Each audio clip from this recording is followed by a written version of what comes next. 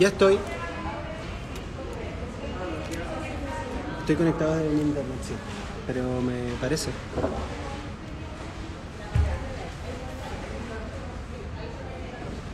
Te mandé una foto por WhatsApp, el cover del reel. Eso nomás lo... Sí, ahí estoy conectado.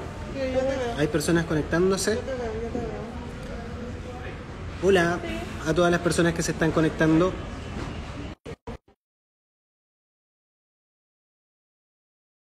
Estén bien. Mi nombre es Gonzalo Leiva, soy el subgerente de atención integral al usuario. Vamos a tener un live. Hoy día vamos a hablar de parto respetado. Hola, Hola. Hola. ¿cómo están? Bien, gracias. Lo logramos, después de mucha adecuación aquí estamos, con un poquito de retraso, pero estamos conectados, ¿ya? Sí, aclarar que tuvimos que recorrer medio hospital para encontrar buena señal. Sí, pero aquí estamos, así que pedimos las disculpas por el retraso, pero ya hay más de 20 personitas conectadas, así que vamos a comenzar. Vamos a hoy día hablar de parto respetado. En el contexto de la Semana Mundial del Parto Respetado, que fue la semana pasada, las voy a presentar. Estoy con la doctora Mirta Bustamante, médico ginecobstetra, jefa del Cerro de la Mujer, y con la matrona Ailín Catalán, matrona Chile Crece Contigo del pabellón ginecobstétrico. ¿Ya? Como les comentaba, este es el primero de una serie de lives que vamos a desarrollar como hospital y con diferentes equipos clínicos para justamente poder comentar de nuestros procesos y aclarar dudas a nuestros usuarios. Así que las personas que quieran ir haciendo preguntas las pueden ir escribiendo también para ir desarrollando esas dudas y aclarando esas dudas. Y yo parto preguntándoles ¿dónde debe acudir una mujer embarazada perteneciente a la comuna de La Florida? ¿Viene directamente acá a atenderse la gestación? ¿En qué momento llega con nosotros? Si nos pueden contar un poquito. Ya, bueno, esperen, un segundo. Ahora sí, La transmisión en vivo. esto es televisión en vivo.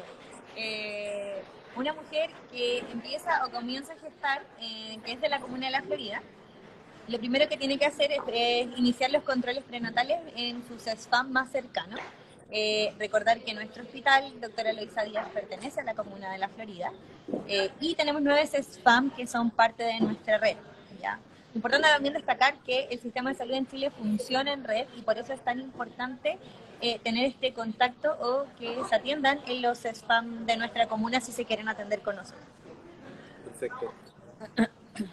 Y Ahí entonces, en estos lugares se desarrolla el control prenatal y cuando se pesquisan, en el caso de pesquisarse patologías de la madre o relativas al embarazo, existen razones de derivación al alto riesgo obstétrico del hospital.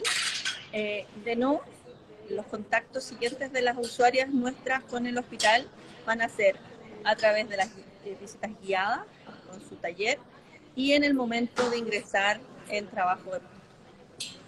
entiendo entonces que si una mujer gestante tiene una gestación completamente fisiológica, solamente debería encontrarse con nosotros para la visita guiada y luego el día que comience su trabajo de parto, ¿no? Exactamente. Y si tengo una patología durante la gestación, ¿cómo hago para pedir hora con un especialista? Ahí no es necesario que tú pidas la hora, lo que se realiza en tu control prenatal es una interconsulta que realiza la matrona. Esta interconsulta ya no es de papel, viaja vía online tecnológicamente y nos llega aquí a nuestro policlínico de alto riesgo. Una vez que se levanta esta alerta, se va a citar, también se prioriza. Hay mujeres que requieren una evaluación súper urgente y hay otras cosas que la evaluación requiere más adelante en el embarazo, dependiendo de la patología, de lo pesquisado en el control prenatal. Pero nosotros somos quienes te contactamos para darte la hora. ¿Ya? Llega tu interconsulta y ahí te contactamos desde el hospital. Lo importante sí es que si la matrona te dice, te tienen que contactar entre tal semana y tal semana, la matrona de CESFAM, es nosotros estar atentos de que eso pase, nosotros como usuarios. Ya, si eso no pasa, por X motivo, acercarnos al hospital o llamar o por los canales de comunicación que ahora tenemos, vía WhatsApp, etcétera, para también saber qué está pasando con nuestra interconsulta en ese caso. Perfecto. Entonces, si soy una gestante que está con una patología, me quedo tranquila una vez que la matrona me diga que me van a derivar, porque son ustedes quienes me van a llamar para venir a contar. Exacto. Y Si el plan está, y si el plazo está cercano a vencerse, ahí yo me preocupo y llamo en alguna de las formas que tiene el hospital para contactarse para saber qué pasó con nuestra interconsulta. Perfecto. Porque Y ahora, estos canales tecnológicos igual pueden fallar, las interconsultas a veces quedan perdidas en el ciberespacio, pero... y si entonces soy una gestante fisiológica, hablamos de que voy a venir a la visita guiada. ¿Me pueden contar un poquitito de la visita guiada, cómo funciona? ¿Me tengo que inscribir? ¿Llego de manera espontánea? ¿Qué días? ¿En qué horarios? ¿En qué consiste? ¿Qué voy a poder hacer en la visita guiada? Ya, la visita guiada es uno de los talleres que el Chile Crece tiene pensado para realizarse durante la gestación. Y digo talleres porque es como reunión de gente. Y es un lugar o es una instancia donde vamos a conocer todas las instalaciones del hospital. En particular en nuestro hospital nos juntamos los miércoles y los viernes a las 11 de la mañana. Es por consulta espontánea, eso quiere decir que no necesito agendarme en ningún lugar para poder venir. ¿Ya? Está priorizada para que ojalá vengan gestantes en su tercer trimestre, alrededor de las 30 semanas en adelante. Pero si yo tengo muchas dudas, muchas angustias, puedo venir un poco más precozmente. ¿Ya? Esta visita, la idea es que vengan acompañadas por una persona significativa para ustedes, no necesariamente tiene que ser la persona que las va a acompañar en su trabajo de parto. Puede ser, no sé, mi mamá o quien pueda acompañarme en ese momento. Y eso dura alrededor de 1 hora, y ahora posterior a esa visita también instauramos un taller de preparación al parto, que también tiene esa misma duración más aproximadamente como de 1 hora adicional, así que quienes vengan los miércoles y los viernes consideren que van a estar aproximadamente un poquito más de 2 horas con nosotros. Súper. Oye, quiero pedir a las personas que nos están siguiendo si nos pueden confirmar si se está viendo y escuchando bien en este momento. Mientras avanzo la siguiente pregunta, cuando ingrese en trabajo de parto, ¿con qué prácticas me debo encontrar en la maternidad? Ya. Vamos a ir moviendo un poquito. Perfecto. Yo las sigo desde acá, las voy mirando. Perfecto. Me dicen que se ve muy bien. Vamos a establecer. Gracias, Fran, por confirmarnos ahí también que se ve bien. Vamos a contestar. Estamos saliendo en vivo en este minuto, así que estas son las dinámicas de salir en vivo, ¿ya? La televisión en vivo, ¿ves? Te pasa a los mejores artistas, no nos va a pasar. Exactamente. Y ahora estamos en un lugar donde te podemos escuchar mejor. Tranquilo y silencioso, ¿ya? Perfecto, van a poder estar más tranquilas también ustedes. Okay. Ya. Ha sido toda una procesión este live. Me dicen que se ve súper y que se escucha bien, así que estamos por fin. ¿Ya? Pero te van a poner la pregunta que les había hecho es, pensamos que ya hablamos que si soy una gestante con patología, me van a derivar del consultorio y ustedes me van a llamar. Si soy una gestante sin patología, debiese inscribirme a la visita guiada, y luego de eso, en algún momento voy a ingresar en trabajo de parto. ¿Cómo ocurre eso? ¿Con qué la urgencia de la maternidad, en qué parte está? Siempre que consulte me van a ingresar sí o sí. ¿Nos pueden explicar un poquito sobre el ingreso? Ya, perfecto. No sé si quiere A ver, la consulta en el servicio de urgencia nuestro se encuentra, o sea, el servicio de urgencia de la maternidad se encuentra al lado de la urgencia adulto, en el sector E del hospital, en el primer piso. Se tiene acceso desde la calle Froilán Lagos por el frente. Sí. Específicamente queda en la esquina, justo en la esquina. Froilán Roa con Froilán Lagos. Y está entre la urgencia pediátrica y la urgencia adulto. Ahí está, y cuenta con 2 matrones y con técnicos paramédicos que van a hacer la primera evaluación de la gestante en cuanto a control de signos vitales, evaluación de los latidos cardiofetales, un registro basal no estresante, que es este examen que se realiza con unas correas, donde se auscultan los latidos en un periodo de tiempo que es alrededor de 20 minutos, que puede ser más dependiendo de cómo esté el registro, y también se controlan las contracciones uterinas en relación a esto, y la matrona hace la evaluación a través de un tacto vaginal para evaluar el avance en el trabajo de parto que la paciente presenta en el momento de estar ahí en la urgencia. Nosotros consideramos el inicio de trabajo de parto en fase activa como indicación para el ingreso con 5 a 6 centímetros de dilatación. El periodo previo a esta dilatación es un periodo que es bastante variable en tiempo y que evidentemente es un proceso más lento que tiene, puede, dependiendo de la paridad de la paciente, o sea, cuántos hijos anteriores tenga, puede ser más largo o puede ser más corto, y efectivamente nosotros tratamos de que la paciente ingrese estando ya en esta fase activa que hablamos del trabajo de parto. También influye el dolor que presente la paciente en la decisión del ingreso, y lo otro que va a influir también es la condición de la madre desde el punto de vista de sus signos vitales, por ejemplo, si está hipertensa, si está con fiebre, o si el monitoreo fetal presenta alguna evidencia de que el feto esté teniendo algún tipo de, dando algún tipo de alerta respecto a hipoxia o falta de oxigenación en la placenta o alguna otra dificultad. Ahí, entonces, voy a aprovechar también de tomar la pregunta que hace Barbarita Donoso.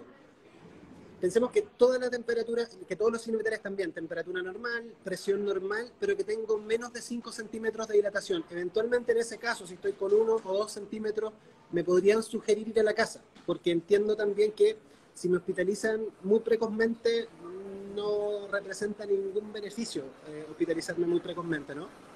Y pueden pasar, como decía la doctora Bustamante, muchas horas hasta llegar a los 5 centímetros, tanto como un día o 2 días, o no tanto. ¿Podría ocurrir eso? Sí. Cabe destacar que la parte anterior de lo que mencionaba la doctora Bustamante, que es de esta fase activa del trabajo de parto, se llama fase latente. Es una de las partes más largas del trabajo de parto como tal. Y en mujeres que no sienten mucho contracciones, puede durar incluso varios días. Entonces lo ideal es que esta etapa, que es más larga, que en realidad no estamos en una fase activa del trabajo de parto, la podamos vivir de la forma más cómoda posible, acompañada por toda la gente que queramos, en la comodidad de nuestra casa. Finalmente, en nuestra casa es donde todos nos deberíamos sentir lo más cómodos posible.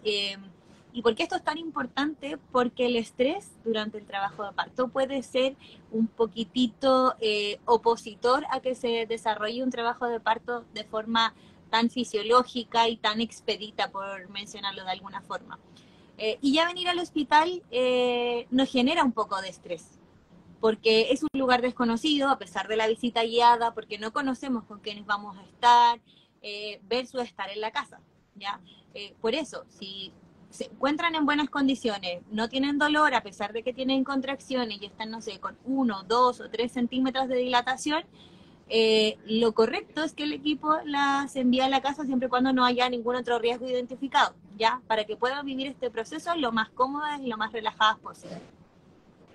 Clarísimo, me quedó clarísimo. Ahora, pensemos que estoy con más de 4 o 5 centímetros de dilatación, ya en fase activa.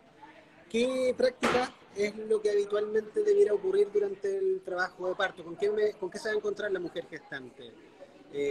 Porque hay salas de parto integral también, hay un preparto tradicional. ¿En qué circunstancias puede ingresar a uno o a otro? ¿Son muy distintas las prácticas entre uno y otro lugar? Si pueden contarme un poquito. Les vamos a empezar a contar de qué pasa cuando yo creo que estoy con trabajo de parto. Primero, una de las primeras señales, lo habitual es sentir contracciones uterinas.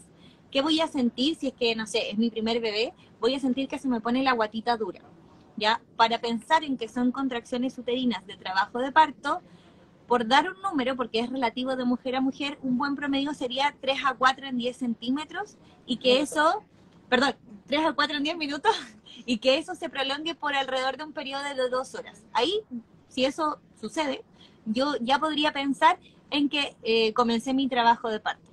Te tocó a ti moverte.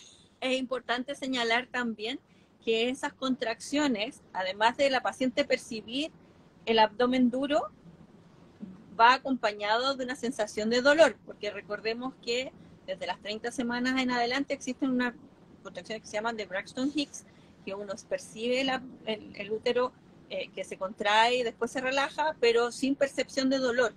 Por tanto, la contracción uterina, porque yo entiendo que hay muchas pacientes que van a tener por primera vez su parto y por primera vez se van a enfrentar a estas contracciones, y una de las preguntas que uno siempre a las pacientes le hace es como, ¿me voy a dar cuenta que son contracciones de trabajo de parto? sí, porque son estas guatitas duras que refiere Aileen, y acompañada de un dolor, que puede ser un dolor como el de una regla, pero son perceptibles por la paciente. Sí. Probablemente las del comienzo no sean dolorosas, intensas, pero sí se van a percibir y el dolor también es un buen indicador de un progreso en el trabajo de parto. Un dolor que va cambiando de lugar o que va cambiando en intensidad, también nos podría hacer pensar de que este trabajo de parto va progresando en dilatación. Ahora, cuando ya, yo creo que sí, cumplí con, o sea, en mi casa ya tuve estas 2 horas de contracciones, qué sé yo, sí siento que son como dolorcitos menstruales, no me duelen tanto, pero también seguía lo que más o menos mencionamos. Y me quiero ir a la urgencia en este momento, voy a tomar mi carnet de control prenatal, mis exámenes, ojalá todo lo que tenga impreso, las ecografías, pero sí las fotografías de las ecografías, lo que nos sirve a nosotros es el informe médico de la ecografía, los bolsos, tanto materno como del bebé, y me voy a dirigir a la urgencia que ya mencionamos dónde queda ubicada. Ahí en la urgencia voy a pasar por el lugar de admisión que está identificado y voy a decir que vengo por contracciones uterinas o trabajo de parto. Y de ahí me van a salir a llamar a mí desde la urgencia, el matrono TENS que me vaya a ver en ese momento. Me van a tomar los signos vitales y después voy a pasar al proceso de evaluación. También es importante destacar que en todas las urgencias del país estas funcionan por categorización y no por orden de llegada, ¿ya? Donde nos asignan, entre comillas, un valor que va de C1 a C5, donde en C1 es una urgencia vital. Dependiendo de la dilatación o de en qué condiciones vengo, el parto o el trabajo de parto andaría por ahí por C2, C1. Y C5, que sería algo que podría haber resuelto el consultorio. Ya, después de que a mí me toman los signos vitales, se realiza esta categorización. Y después me van a salir a llamar para que me puedan evaluar. ¿Ya? Todo esto funciona en esta línea de tiempo cuando no es una urgencia, obviamente. Si yo vengo bramando de dolor y probablemente sospechamos de un parto muy avanzado, todo eso se agiliza y es un poco una línea un poco más continua, ¿ya? Para que no crean que las etapas siempre se prioriza la urgencia, básicamente. Súper. Y si me ingresaron entonces en el trabajo de parto, ¿qué va a definir si puedo ingresar a una sala de parto integral o no? Porque hemos visto las salas de parto integral en el Instagram de ustedes y muchas mujeres preguntan, ¿siempre voy a poder ingresar a esa sala? ¿De qué depende? Bueno, si ya definieron en la urgencia que sí estoy en trabajo de parto o que cumplo con criterios de hospitalización, por ejemplo, por dolor, me van a ingresar a la unidad de parto integral, que ahí arriba está la sala del preparto tradicional, la sala SAIP, recuperación y los pabellones de la maternidad. Y dependiendo de si yo cumplo con los criterios de ingreso a la sala SAIP, o sea, los criterios de inclusión, lo que tengo que tener sí o sí para poder ingresar, se puede ingresar directamente o si me falta algún criterio por ahí, podría quedar un poquito en el preparto tradicional hasta que cumpla con los criterios y después se realiza el ingreso si es que ya los cumplo. ¿Cuáles son los criterios de inclusión que siempre mencionamos? Bueno, que a todo esto están en un post de nuestro Instagram para que lo revisen.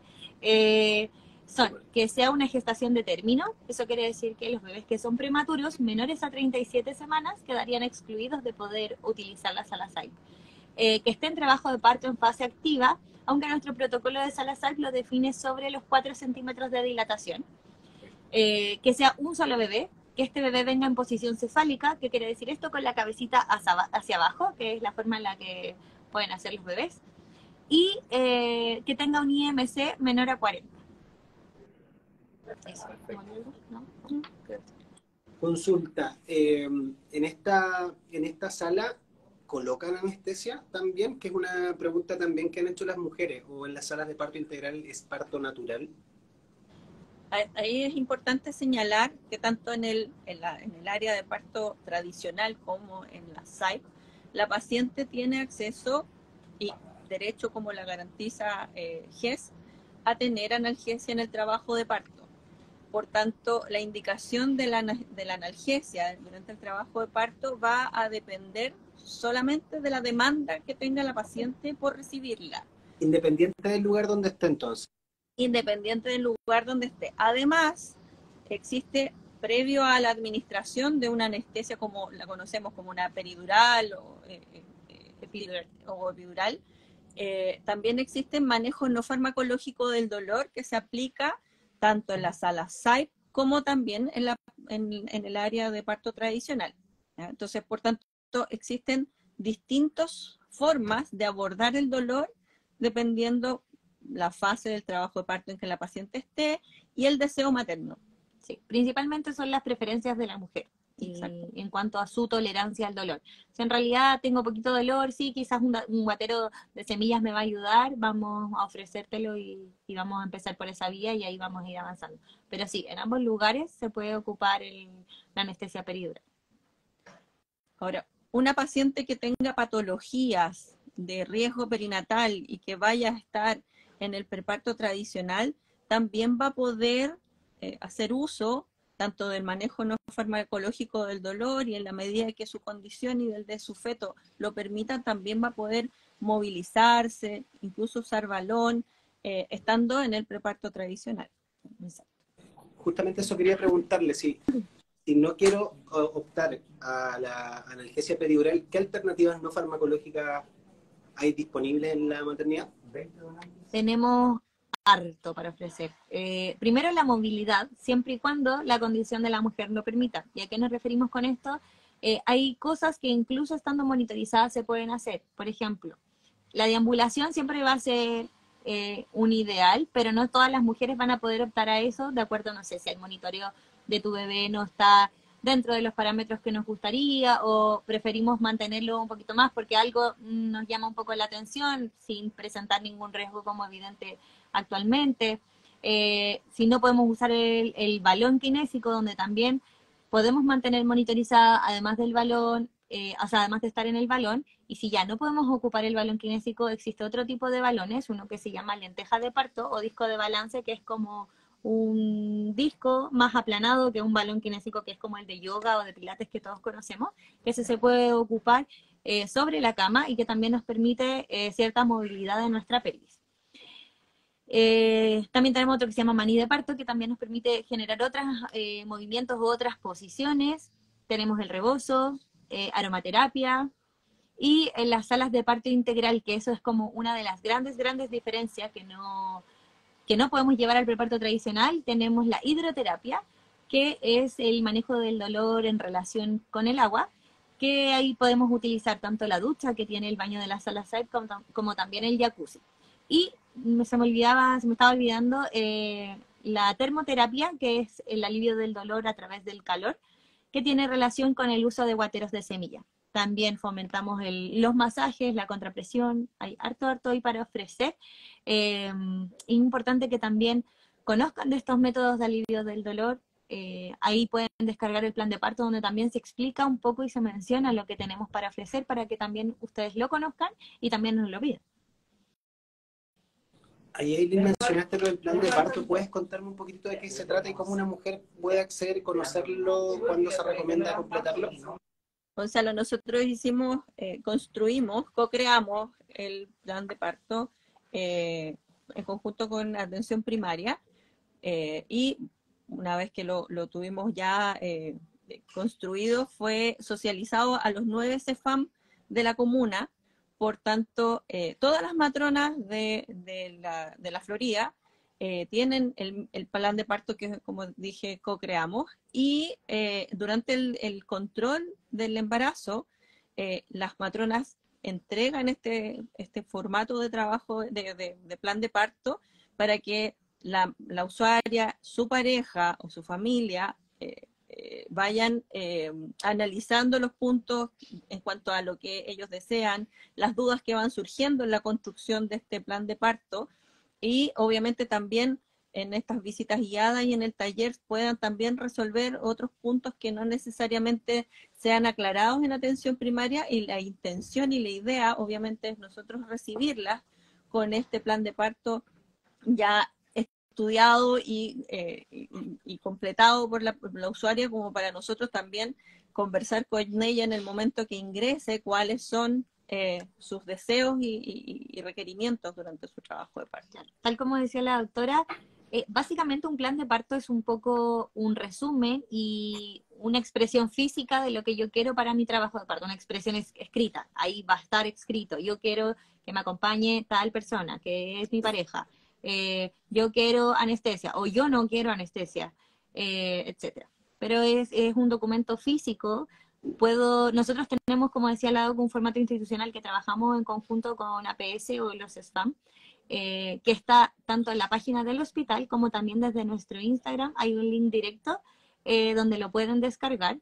Como dato que les paso que si no lo pueden descargar de un celular, intenten con otro porque a veces la configuración de cada celular no le permite hacer esta descarga. Pero eso. Y también lo están entregando en las matronas de los SFAM alrededor de las 32 semanas, si mal no recuerdo, sobre las 30 semanas, en los controles prenatales. Y así que lo pueden obtener de diversas formas. Quiero hacerles una pregunta, bueno, quiero comentar, porque veo ahí comentarios de buenas experiencias, algunas de experiencias no tan buenas, comentar que siempre está la instancia en la unidad de atención al usuario de poder comentar, de poder expresar sugerencias, de colocar reclamos si así lo estiman, ¿ya? Y leía también a una vecina que nos decía que justamente en el consultorio, en el CESFAM José Albo, le entregaron el plan de parto, así que está funcionando el trabajo colaborativo entre atención primaria y el hospital. Quería hacerles la siguiente pregunta que a veces también se confunde. ¿Es lo mismo parto respetado, parto humanizado y parto natural? No es lo mismo. Parto respetado y parto humanizado podrían ser más sinónimos. ¿Qué es parto respetado? Es básicamente respetar las decisiones de la mujer en relación a qué quiere para su parto, qué quiere para su experiencia de parto. En ese contexto también, sin dejar de lado la seguridad tanto de la mujer como del bebé. Y parto natural, la definición tiene relación más a un parto sin medicalización, en este sentido, con menores intervenciones, sin uso de anestesia, etcétera. Las mujeres lo asocian más a no usar anestesia, a tener un parto así. Parto con menos intervenciones, como decía como decía Eileen, respecto a, por ejemplo, al uso de oxitocina u otros. Entonces, por eso se entiende también que la anestesia no está incluido en el concepto del parto natural. Ahora, del punto de vista del plan de parto, que no alcanza a mencionarlo, es que las usuarias también deben sentirse en la amplia libertad de que eso no está escrito en piedra. O sea, si ellas durante el trabajo de parto consideran que necesitan hacer cambios respecto a su plan, efectivamente estamos abiertos en el diálogo a poder hacer y acceder en la medida que lo dispongamos de lo que vayan requiriendo. Así que, bueno, esa es una súper buena aclaración, es decir, el plan de parto es dinámico también y se puede ir adaptando según cómo evoluciona el trabajo de parto. Porque hay otro punto, ¿podría yo querer un parto vaginal, que también es lo que nosotros vamos a promover como hospital, pero eventualmente eso podría transformarse en una cesárea en cualquier momento, ¿no? ¿En qué caso un parto vaginal puede transformarse en cesárea?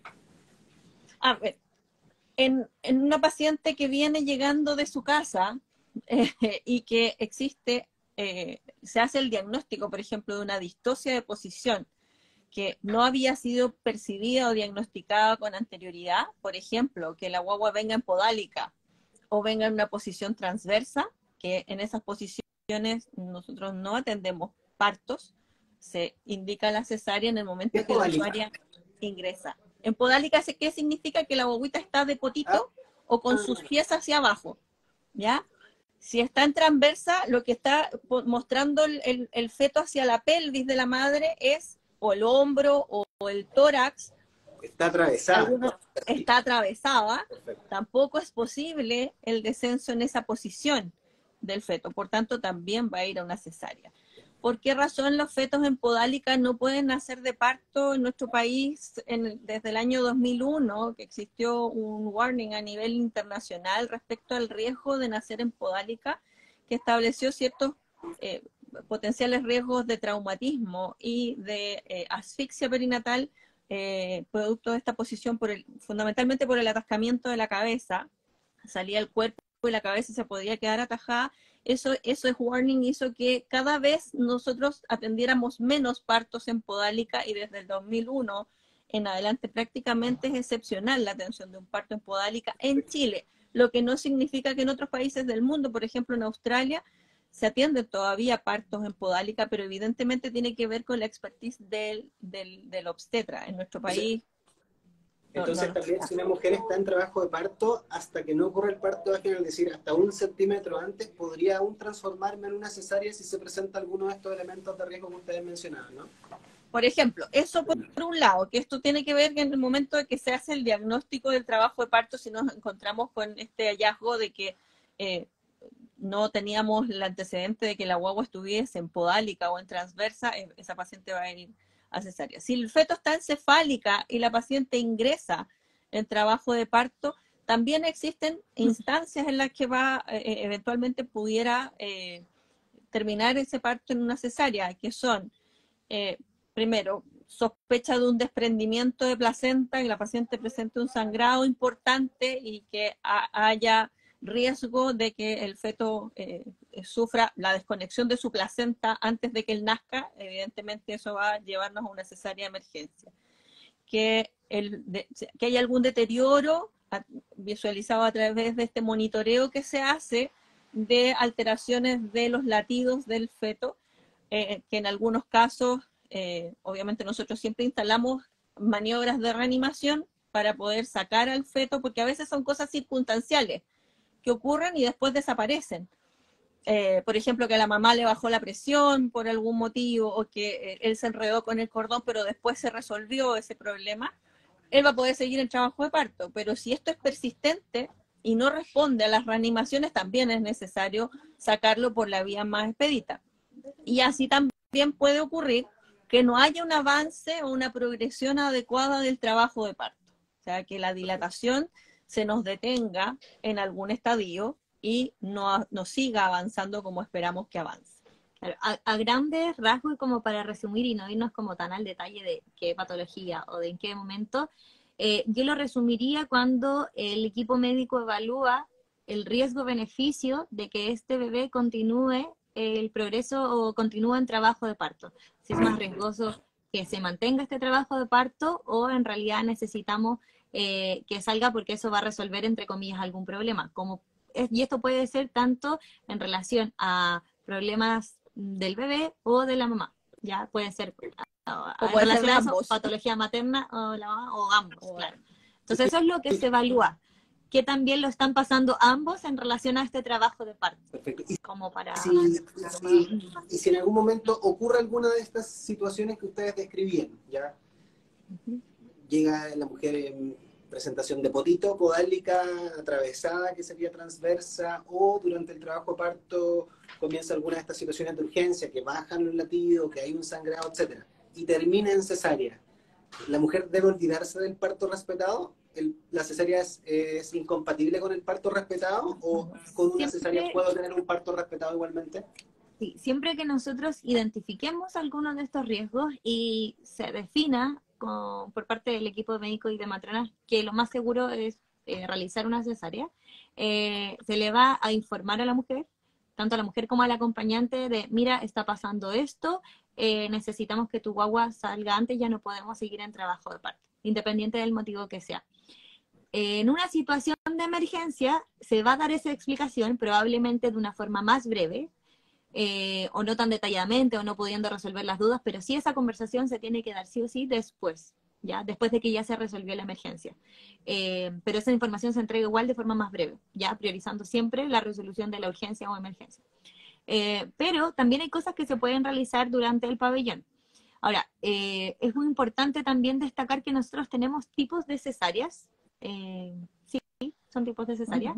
Una es la electiva o programada, que es cuando a una mujer se le cita tal día, independiente por el cual sea el motivo por el que se va a realizar la cesárea, pero ella sabe que tal día tiene que llegar a la urgencia, que ese día la van a operar de acuerdo a cómo está programada la tabla quirúrgica, etcétera. Esa sería una cirugía electiva programada, una cesárea electiva programada. También están las cesáreas de urgencia, donde ya no podemos continuar en trabajo de parto si es que lo habíamos iniciado, o hay que realizar una cesárea porque este bebé no lo está pasando también en la guatita, etcétera, o por ahí alguna condición materna que nos dice que este bebé tiene que nacer.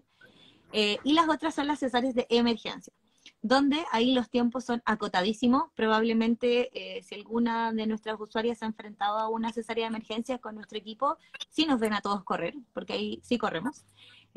Ponen a prueba un poco nuestra actividad cardiovascular. La capacidad cardiovascular de todo el mundo. En la cesárea de emergencia entiendo la diferencia con la urgencia, es que hay riesgo vital, ya sea de la madre o del feto, ¿no? Exactamente.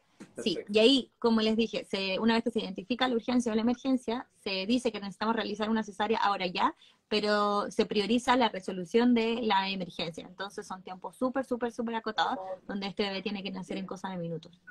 ¿Las usuarias están acompañadas tanto en partos vaginales como en cesáreas en nuestra maternidad? Sí, absolutamente. Incluso en esas situaciones de emergencia. También ingresa el acompañante al pabellón, en cualquiera de estos tipos como de cesáreas que ya mencioné, se prioriza que esté acompañado durante el pabellón. Y ¿Ya? el contacto inmediato piel con piel, ¿se promueve solo en partos vaginales, solo en site, en cesáreas? ¿En qué tipo de cesáreas? ¿Cómo funciona el contacto piel con piel en la maternidad? En general, todas las cesáreas, la intención es que puedan tener contacto piel con piel. No se excluye del punto de vista de la cesárea electiva o de la cesárea de urgencia. Probablemente en el ámbito que hay menos contacto piel con piel en lo que uno ve en la práctica es en la cesárea de emergencia, donde el contacto piel con piel, a veces la madre no está en condiciones, digamos, está con anestesia general a veces, producto de la emergencia, la mayoría de las veces esta paciente no está en condiciones, pero el recién nacido puede tomar contacto con su padre y él acompañarlo a la atención, digamos, y al momento de haber nacido. Hay que en nuestra maternidad más del 80% de las cesáreas tienen acompañamente dentro del pabellón, incluyendo este globo las cesáreas de emergencia, que la mayoría de los casos logra estar el acompañante, salvo en algunas situaciones que no alcanza a llegar. Y como digo, ahí existe esa brecha, pero en general el contacto piel con piel va a ser tanto para partos del site como para partos del preparto tradicional, como para las cesáreas de la modalidad que sea. Básicamente nosotros vamos a tratar de favorecer el contacto piel con piel en todas las vías del nacimiento. Esto va a depender solamente de que la mamá esté bien, de que el bebé esté bien, bueno, y de algunas cosas como por ejemplo que no sea una guaguita muy prematura y problemas ya ahí puntuales que se le van a explicar a la mamá, no sé, si bien la guaguita viene con alguna patología que necesita ser observada inmediatamente, etcétera. Pero a grandes rasgos es que la mamá esté bien y esta guaguita esté bien. Este es como el ambiente en el que se debe dar el contacto piel con piel. Y posterior a eso, también va a depender de estas mismas condiciones, como que lo vamos a ir acompañando e ir evaluando. Y también depende de una temperatura que le controlamos a las guaguitas a los 30 minutos. De eso depende de que se alargue a 1 hora, por ejemplo, si ya se dieron las condiciones de estos 30 minutos. Dentro de este contacto piel con piel, vamos a tratar de promover también que este bebé tome lactancia materna, ¿ya? Así que Bien, han ido conectándose personas en los últimos minutos, y quiero recordarles que estamos en un live hablando de parto respetado con un equipo de la maternidad, el doctor Luisa Díaz, con la doctora Mirta Bustamante, jefa del Cerro de la Mujer, y Ailín Catalán, matrona Chile Crece Contigo del pabellón gineco-obstétrico. Invito a quienes quieran escribir preguntas o comentarios que puedan ir haciéndolos, porque yo al menos me quedan un par de preguntas que quiero hacerles, pero si hay alguna pregunta ahí de quienes están conectadas también podemos hacerles, ¿ya? Hay usuarias que han escrito respecto de la experiencia que han tenido, buenas experiencias. Hay algunas que han expresado no tan buenas. Hacemos los esfuerzos como hospital, obviamente, para ir mejorando la experiencia. Y como bien escribieron hace un ratito, recordar siempre que hay una vía de dejar sugerencias para mejorar o de expresar las malas experiencias para revisar lo que ocurrió, ¿ya? Quería preguntarles a propósito de ciertos procedimientos que ocurren durante el trabajo de parto. La doctora Bustamante mencionó al inicio que siempre se hace un registro basal no estresante, que es esta wincha con monitoreos que que visualiza los latidos del corazón y nos va diciendo cómo está el bebé, que a todas las mujeres se les hace al inicio del trabajo de parto entre 20 y 30 minutos, en algunos casos, si nos genera dudas, se alarga un ratito más, ¿verdad? ¿Qué otros procedimientos podrían ocurrir durante el trabajo de parto? ¿Existe la famosa oxitocina, la rotura artificial de membranas? En el caso del parto está la episiotomía. ¿En qué casos podría hacerse alguno de estos procedimientos? ¿Se utiliza cuando son necesarios? ¿Cómo funciona eso en los procedimientos durante el trabajo de parto y parto? A ver, Gonzalo, desde el punto de vista de la intervención a través de estas cosas que mencionaste tú, tiene que ver más bien con la progresión del trabajo de parto más que algo normativo. ¿Ya? Aquí, obviamente, si una paciente va evolucionando en un trabajo de parto en forma armónica, en los tiempos que esperamos, va a poder discurrir su trabajo de parto sin recibir oxitocina, sin que se haga una rotura artificial de membranas. Muchas veces las membranas se rompen espontáneamente durante el trabajo de parto, por tanto va a aparecer esa rotura en el momento que ocurra, en forma espontánea, ¿ya?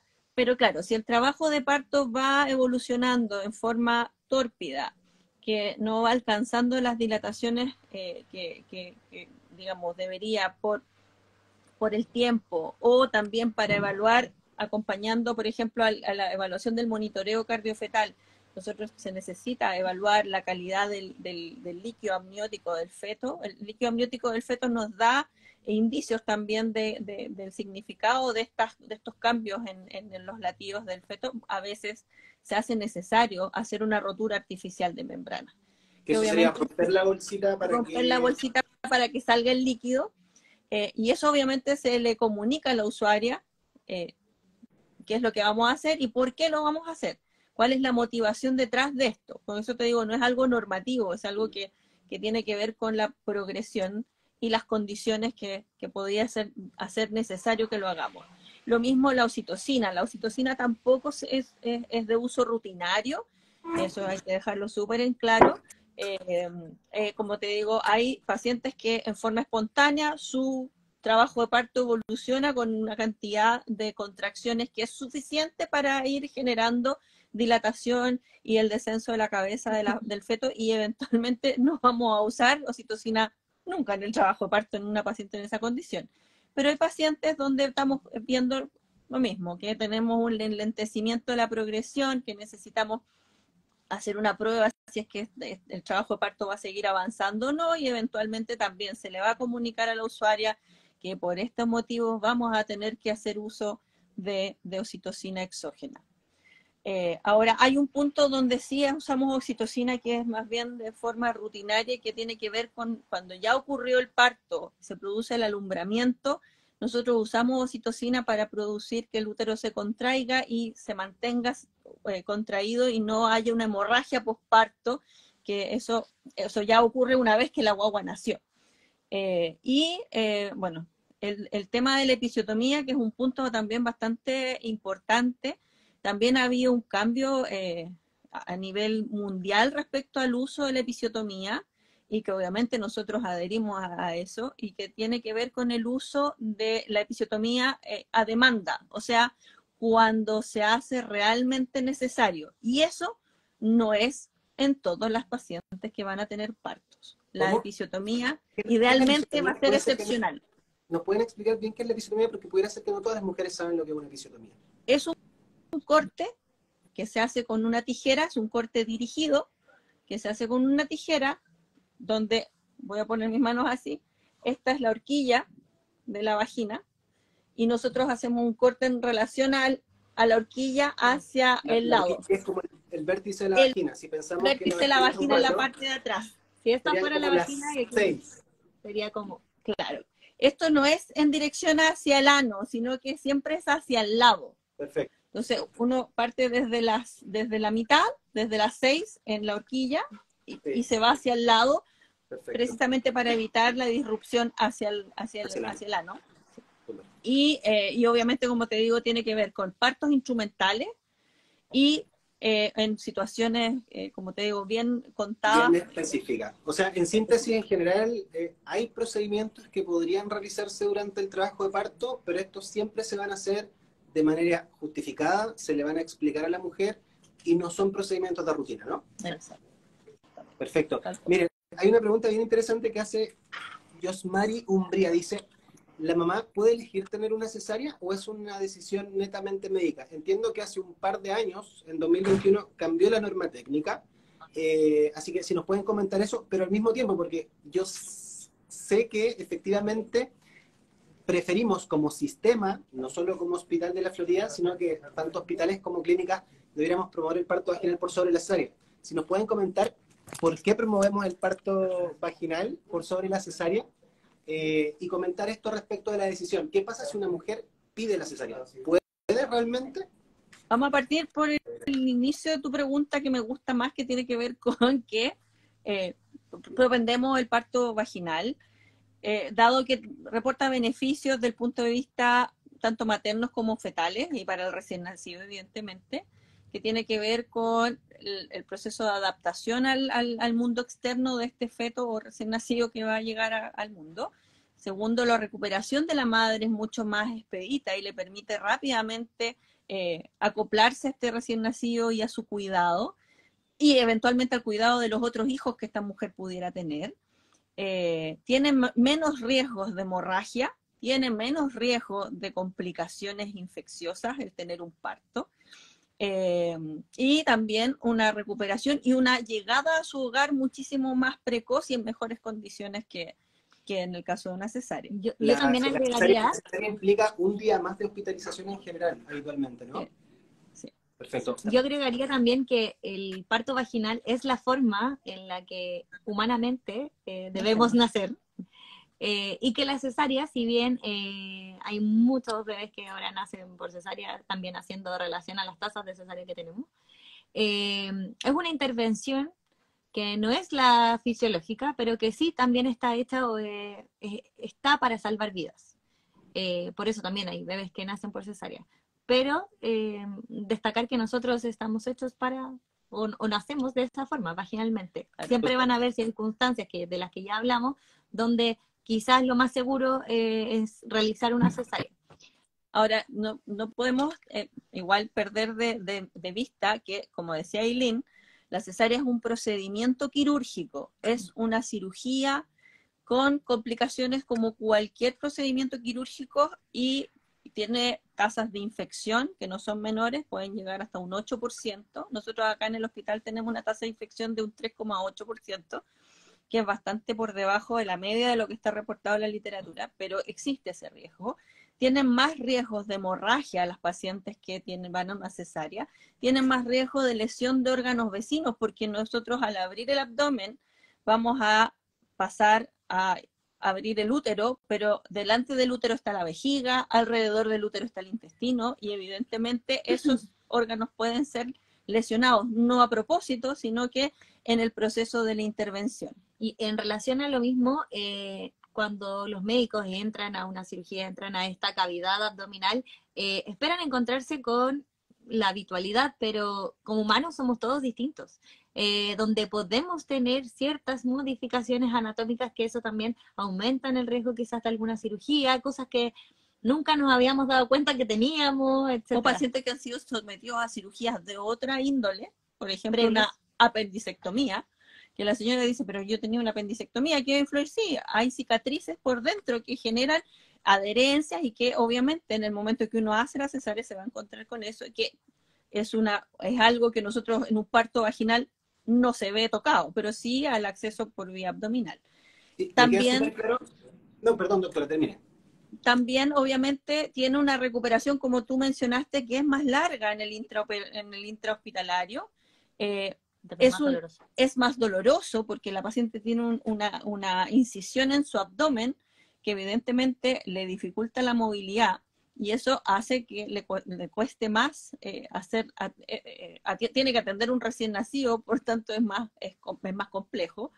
Y también esta incisión tiene un proceso de cicatrización que toma un tiempo muchísimo más largo que lo que pudiera ser como una atención por vía vaginal que eventualmente pudiera recibir algún punto por un desgarro Y que o muchas una veces ni episiotomía. siquiera- y que Y muchas a veces veces ni no siquiera- tiene ninguna incisión. Entiendo. Por tanto, tiene... Quería mencionar algo súper importante. Estamos bien acostumbrados, o bueno, la cesárea ya yo creo que debe ser de la cirugía más frecuente, Es la más frecuente. es la más frecuente, y la que como que estamos más habitualizados como en el común de las personas, como que pero no es una cirugía menor, eso es lo que quería decir. Quizás desde afuera se aprecia como que los médicos realizan la incisión con el bisturí casi que solamente por la piel, porque en una guatita de término ya está bien distendida y parece en realidad que el feto estuviera bien cerca. Pero son hartas capas las que hay que atravesar, entre ellas la piel, grasita, fascia, que son, bueno, es que no quiero mencionar como la carne, o dar este ejemplo, pero son tejidos que están adheridos a los músculos, músculos que se deben separar, llegar recién ahí al útero, abrirlo y ahí recién estamos cerca del bebé. Perfecto. Y bueno, Y con lo que tú decías, Gonzalo, respecto a la perdón. cesárea, perdona, ¿Sí? respecto a la cesárea, que la norma técnica de cesárea plantea desde diciembre del año 2021, que tiene que ver con la cesárea por deseo materno.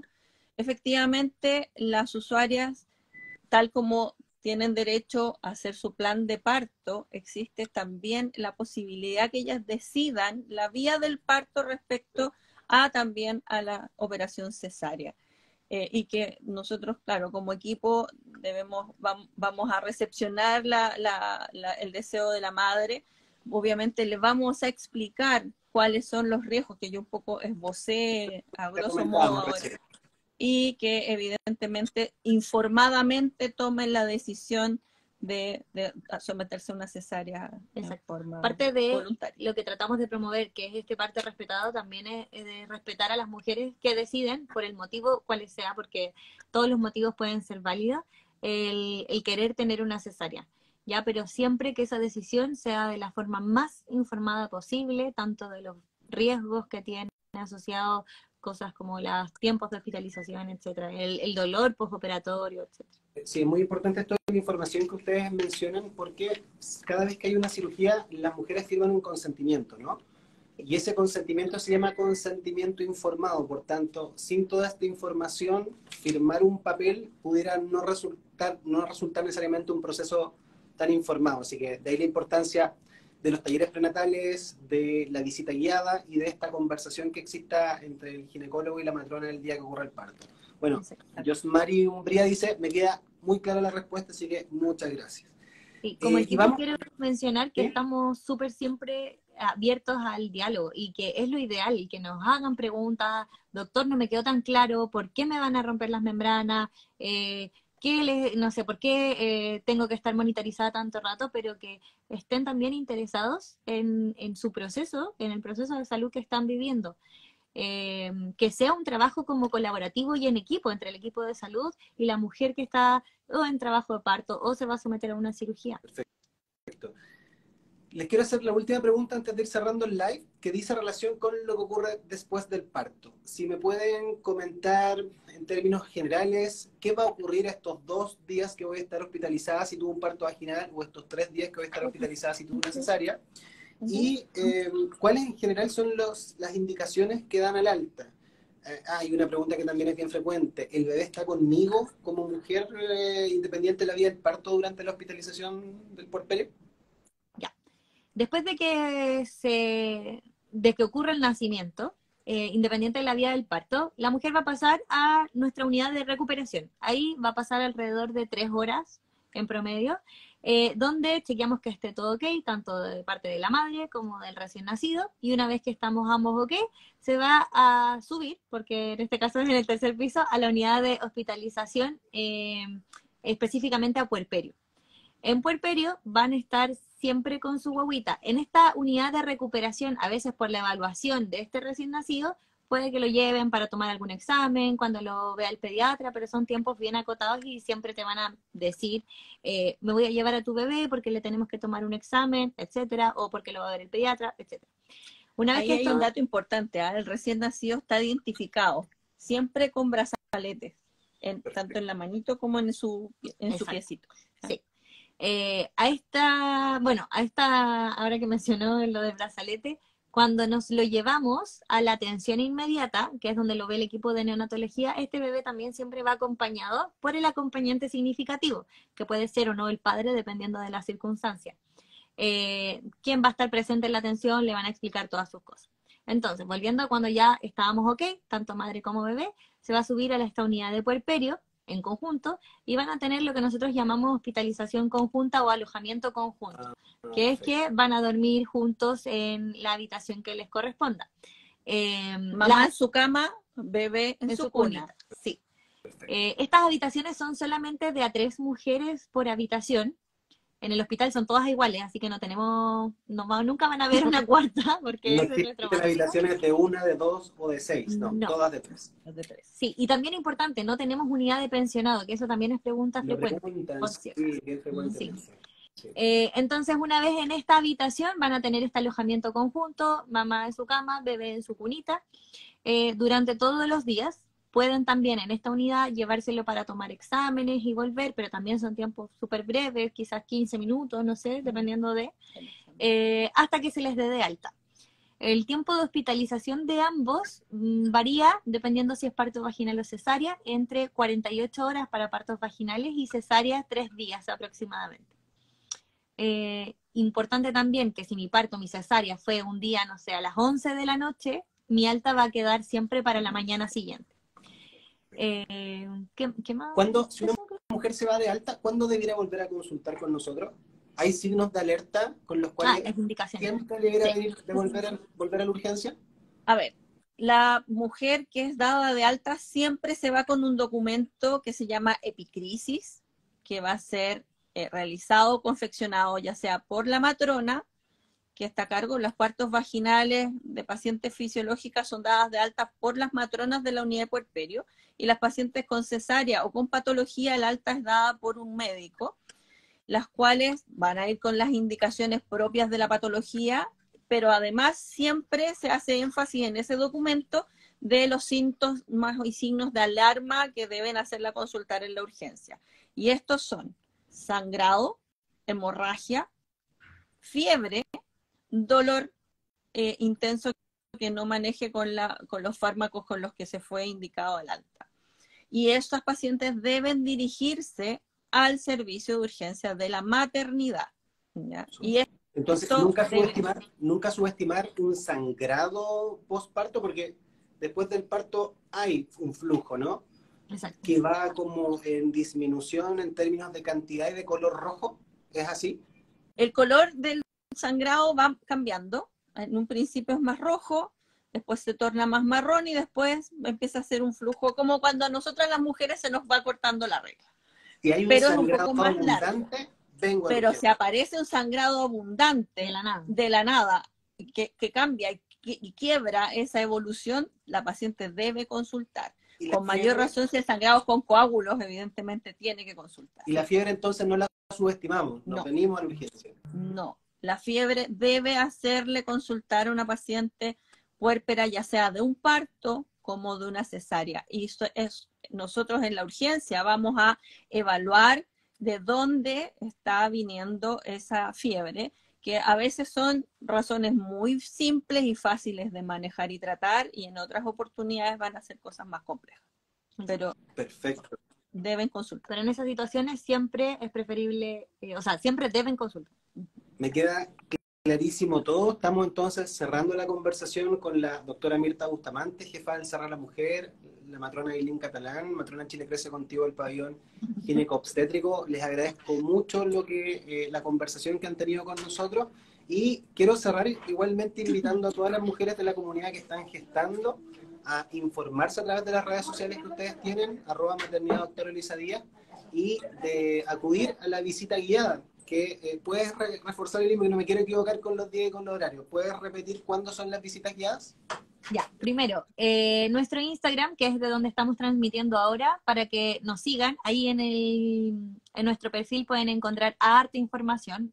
Tenemos hartos posts del cual, ya sea de inducciones, de trabajo de parto, qué traer o qué no traer, está todo bien detallado, así Se que... pueden conocer las salas de parto integral también. Sí, a través porque del tenemos Instagram. visitas guiadas que están grabadas. Eso por un lado. Y por el otro, los días miércoles y viernes se está realizando a las 11 de la mañana la visita guiada con un taller posterior que se llama Taller de Preparación al Parto. La reunión es en el hall central del hospital, que es más o menos la mitad del hospital, donde está la OIRS también. Ahí es donde se realiza la reunión. Ya Simplemente consideren la que son mujer aproximadamente... llega en entonces los miércoles o viernes a las 11 al hall central y va a venir una matrona a buscarla. Exacto. Ahí se No reúnen y de no ahí requiere parten inscripción previa. sin inscripción previa. Tratan de ser, eso sí, puntuales, porque la visita las va a esperar alrededor de 10 minutos, pero no más que eso, ¿ya? ¿Puede venir acompañada la mujer a la visita? Exacto, con un solo acompañante que siempre sea menor de edad, o sea, perdón, mayor de Mayor de edad, edad. porque los menores de edad no pueden entrar a las unidades clínicas, eso quería decir. Perfecto. O sea, y de hecho, Eh, hacer la recomendación a las mujeres que ojalá vengan acompañadas de la persona que va a estar con ellas el día del parto para que escuche la misma información, ¿no? exacto. Bueno, siempre es preferible que alguien nos acompañe a esta O sea, claro, instancia, si porque no va a ser la misma persona, mejor igualmente que venga acompañada. Pero sí, idealmente porque privilegiar puede que sea la captar misma. cosas que a mí de repente a mí como gestante se me pueden olvidar. Perfecto. Eso, y bueno, y también importante destacar que ahora incluso le estamos dando una mini colación para que ahí no les dé hambrecita durante la visita guiada y el taller. Ah, pero muy bien. Felicitaciones a la gestión entonces al Cerro de la Mujer. Bien, Así es. pues, Cami Olavarría dice, llegué tarde, pero me encantó. Cami Olavarría va a quedar grabado el live, así que puedes revisarlo completo en nuestra web, ¿ya? Así que eso, dime. Antes de terminar, importante que todas las preguntas que tengan nos las pueden hacer llegar a través de mensaje directo en nuestro Instagram de la maternidad, que es @maternidad doctora Eloisa Díaz, DRA Eloisa Díaz. Perfecto, va a ser respondido por matronas de la misma maternidad esas preguntas, ¿no? Sí. Somos un Bien, equipo de pues, matronas, pero... muchas gracias. Muchas gracias por la conversación. Recordarles que este es el primero de una serie de live de distintos temas que vamos a ir haciendo en el Instagram del Hospital Doctor DRA Eloisa Díaz, ¿ya? Así que vamos a estar avisando por nuestros canales los siguientes live. Agradecerles a quienes se conectaron. Invitarles siempre a utilizar nuestros canales de contacto, nuestro ecosistema de contactabilidad, visitar la página web y siempre cuando hayan observaciones, sugerencias, felicitaciones o reclamos, hacerlas en la unidad de atención al usuario, que puede ser presencial en el hall central o también a través de nuestra web. Ahí hay un botoncito en nuestra web que dice OIRS, ¿ya? Entonces ahí ustedes pueden pinchar y pueden dejar la sugerencia, la felicitación o el reclamo y ese va a ser respondido dentro de 15 días hábiles, ¿ya? Así que recordando eso, me despido. Gracias por Muchas gracias. la conversación, doctora Ailín. Nos vemos. Que estén muy bien. Gracias a todos, nos estamos viendo. Gracias, que estén muy bien. Chao. Chao, chao.